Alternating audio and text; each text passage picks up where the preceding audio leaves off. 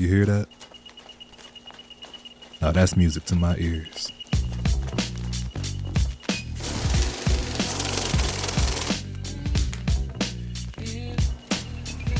I'm from Detroit, where hustling don't wait on sunny days.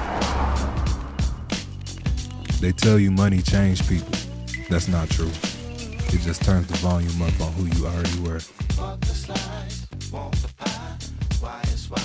Till we fry. Watch a song, stand in line. Bowl slice of devil's pie. Drugs and thugs, women wine. 3 or 4 at a time. Watch them all, stand in line. Bowl slice of devil's pie. Who am I? Justify all the evil in our eye. I myself feel the high of all that I despise. Behind the jail or in the grave, I have to live. Spare I me. And if I die before I wake, I hope the Lord don't hesitate. Get to heaven, went through hell. Tell my peeps, all is well. And all them fools, souls for sale, sitting next to just hell. For solo filmmakers, the Ronin 4D is powerful. It's a camera that collapses multiple roles into one system. Camera, gimbal, monitor, stabilization, all handheld by one operator. You don't need a separate gimbal setup, external monitor, or extra power solutions. And if you're making videos alone or with a small crew, that efficiency matters. And for solo filmmaking, that changes everything. You're not choosing between image quality and movement. You can walk into a space, power on, and start thinking about the shots instead of the gear. And the Ronin 4D gives you cinema level image quality with the freedom to move like a Steadicam, all without needing an operator, a focus puller, or a support rig. And when you're working alone, it lets you do the things that normally require a team. It's about control. And that's the point.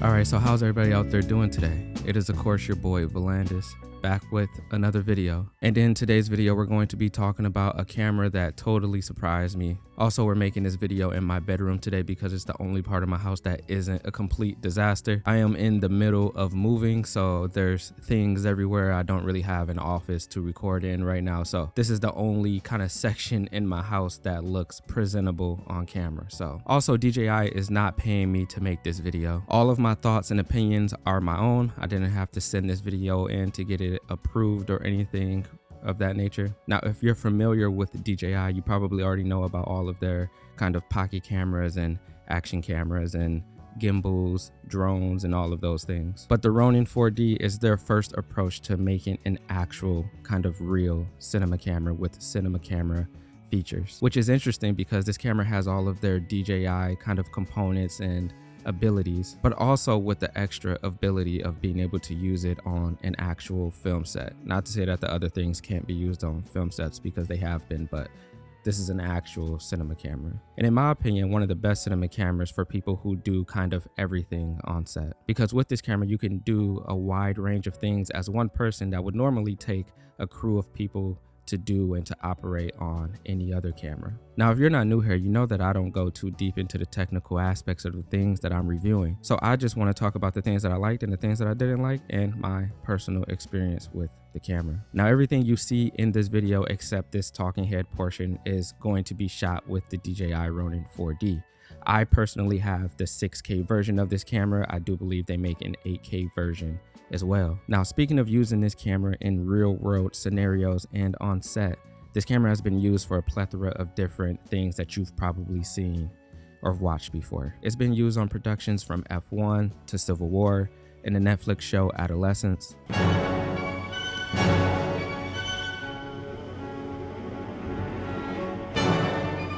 All right, so let's just get the most important thing out of the way, and that is the look. In my opinion, I feel like we already have so many trusted looks out there, from the Ari look, the Sony look, Blackmagic even has a look, the Red look. All of these cameras produce different looks. And directors and filmmakers choose these cameras based off their looks and their capabilities on set for the things that they need. So when a new cinema camera comes on scene in a sea of already capable cinema cameras, it has to be able to stand out from the other ones. And I feel like this camera does. Now, starting with the look, like I said, this camera can shoot up to 6K. I didn't use 6K at all. I've only shot with this camera in 4K, but it shoots all the way up to 6K, and it has a plethora of different recording codecs from ProRes RAW all the way down to H.264. I shot in the ProRes 422 HQ setting the entire time because I only have one memory card for this camera, and all of these other codecs take up so much space. So I wanted to get the most out of the camera while also kind of preserving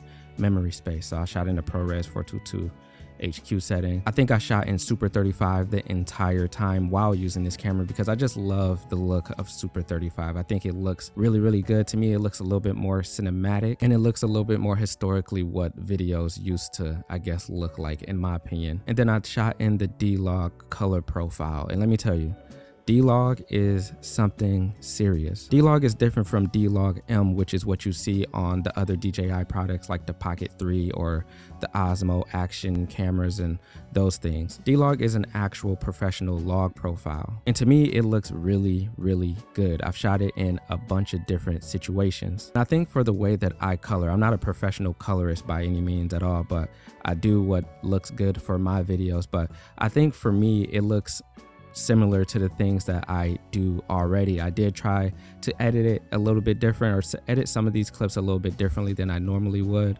try to push the limits and just try to push what this camera could look like. And I was happy with how some of these images turned out. Another thing that I love about this camera is that it comes with built-in ND filters. I know that built-in ND filters is a thing and pretty prominent on other cinema cameras at this point, but the FX3 doesn't have built-in ND filters. And once you use a camera with built-in ND filters, it's hard to go back to using a camera that doesn't have them. I'm not really sure why. I'm not a camera manufacturer, but it's just like seems like there's no reason to not put built-in ND filters on a camera. So I use the Typox Samira C lenses for everything that I filmed with this camera while I've had it. If you've seen my video on these lenses, you know that they're amazing. They look good. They're very lightweight and compact, which is the main reason why I used it, because you gotta kind of use a smaller lens, a lighter lens for the gimbal, unless you plan on putting like rigging it and like putting rails and stuff on it and kind of more stabilizing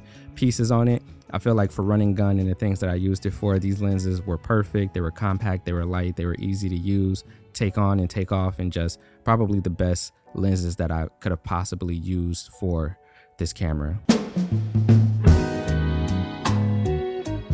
Music is everything to me when I'm making videos, because it's not just background noise. It's something that decides how a scene can feel. The right song can turn a normal moment into something powerful. It can add weight. It can add sadness. It can give energy to a shot that didn't have it before. A video can look perfect, but if the music's wrong, then something's off. And when the music's right, everything changes. The pacing makes sense, the emotions hit harder, the story feels complete. And that's why I use audio. It helps me find music that actually fits the feeling I'm trying to create, instead of settling for something close enough. And if you want to level up the way your videos feel, you can get 70% off your first year of Audio Pro using the link in my description, and use code Volandis at checkout, and start making videos that actually feel the way you want them to.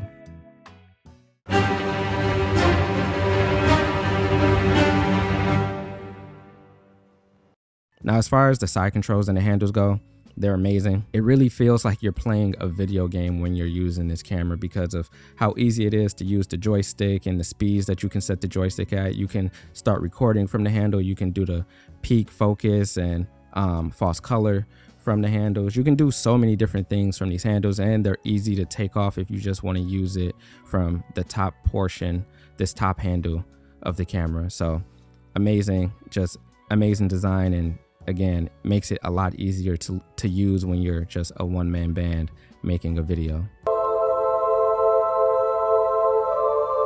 Now, the camera is amazing, but something that I have to point out that wasn't necessarily a plus for me is that it is a bulky camera. It's not like the FX3 that I can just throw in any type of kind of side bag that I have and pull it out and take it wherever, or kind of be indiscreet and not seen with it. It is a big camera and it is chunky, it's heavy, and it definitely draws a lot of attention. I don't think there was one time that I was out shooting in public that someone like didn't come up, say something about it, or acknowledge that I was doing something or making a video. So as far as just running gun goes, it's not exactly, in my opinion, a running gun kind of YouTube, that style of filmmaking that I usually do.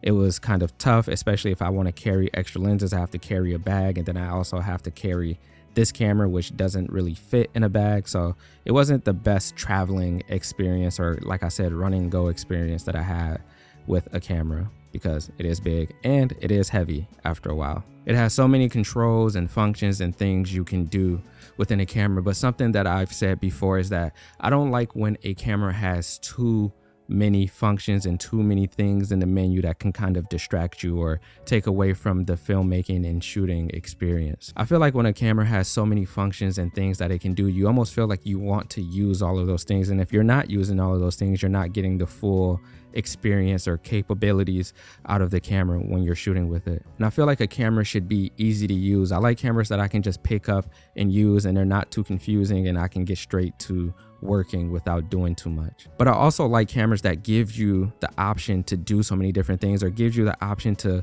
do films or make films in a way that you normally wouldn't make them, or just make making films easier. Because even though this camera has so many functions, the menu system is super easy and intuitive and straightforward, so you don't get too confused. Everything is laid out in a way that doesn't really take away from the filmmaking experience. I also feels like there's a lot of things that you can do with this camera, again, as a solo filmmaker, that you wouldn't be able to do with another camera. Like if I wanted to get a really still shot with my FX3, I have to put it on a tripod. Whereas this camera, because of all of the functions with the gimbal and just how kind of precise and still it can be, I can get still shots or static shots handheld with this camera. So while this camera isn't for every situation, or I couldn't see it being used for every and anything, it does have a place, and I do think it will find its place in the filmmaking world for a lot of productions moving forward. I also forgot to mention, which is literally the reason this camera is called the Ronin 4D, is because it has this button right here.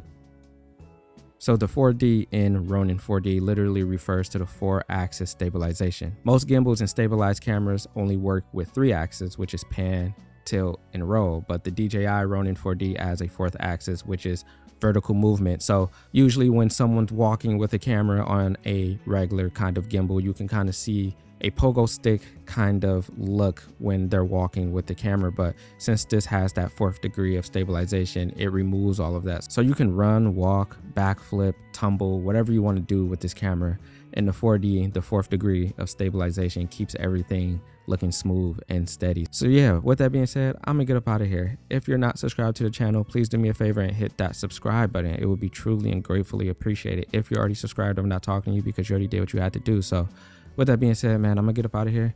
I'm gonna go do some shit, man. You know the vibes. Let's get it.